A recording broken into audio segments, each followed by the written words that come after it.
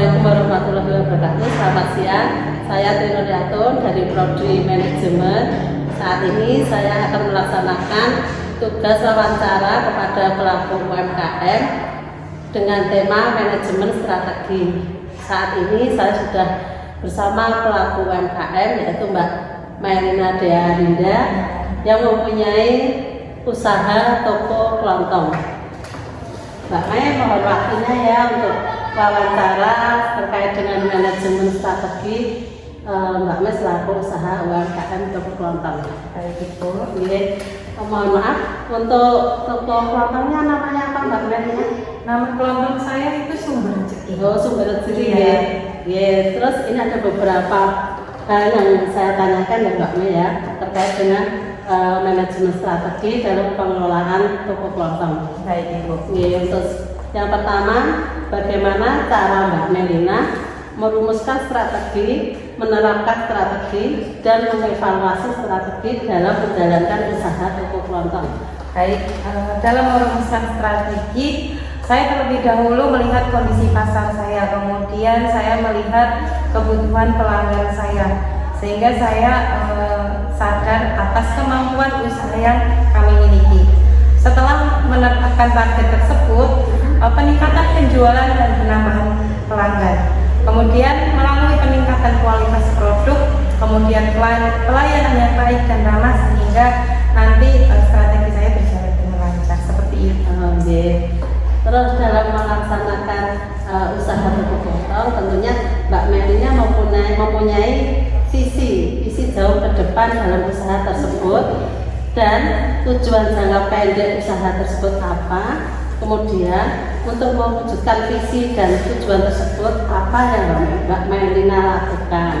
Baik, visi usaha kami adalah menjadi usaha terpercaya di lingkungan kami, yaitu mampu berkembang secara berkelanjutan serta dikenal oleh masyarakat luas karena kualitas produk dan pelayanannya. Kemudian untuk tujuan jangka pendeknya, yaitu kami meningkatkan penjualan, menambah jumlah pelanggan tetap, dan memperluas pemasaran melalui media digital.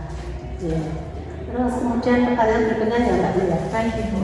Apa peluang dan ancaman dari lingkungan eksternal seperti pesaing, konsumen, pemerintah, masyarakat, tekanan dan iklim atau cuaca pada saat perkembangan usaha kelontong Mbak Mei saat ini? Peluang terbesar berasal dari meningkatnya penggunaan media sosial, sehingga pemasaran dapat menjangkau lebih banyak pelanggan.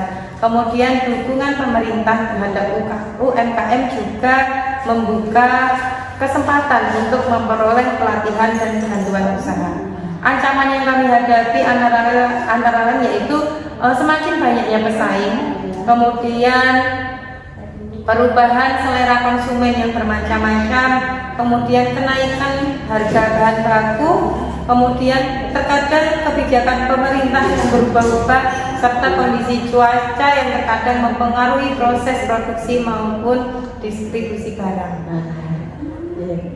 Terus kemudian Mbak Mei, apa kekuatan dan kelemahan lingkungan internal, yaitu pemasaran, keuangan, sumber daya manusia, operasi, produksi di usaha kelontong Mbak Mei?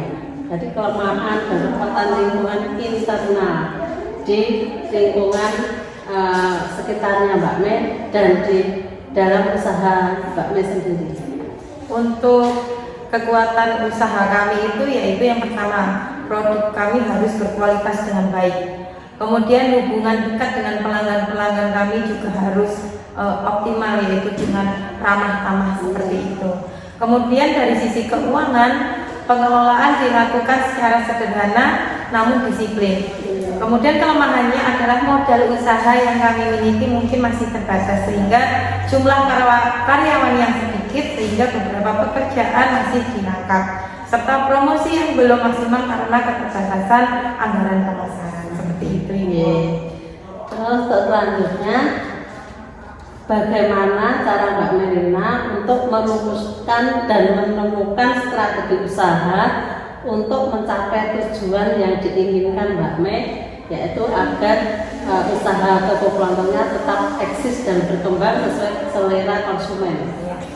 Untuk melihat itu, saya mengidentifikasi kondisi usaha terlebih dahulu. Kemudian saya melihat peluang pasar, kemudian memperhatikan aktivitas pesaing-pesaing saya, serta mendengarkan kebutuhan-kebutuhan pelanggan apa saja.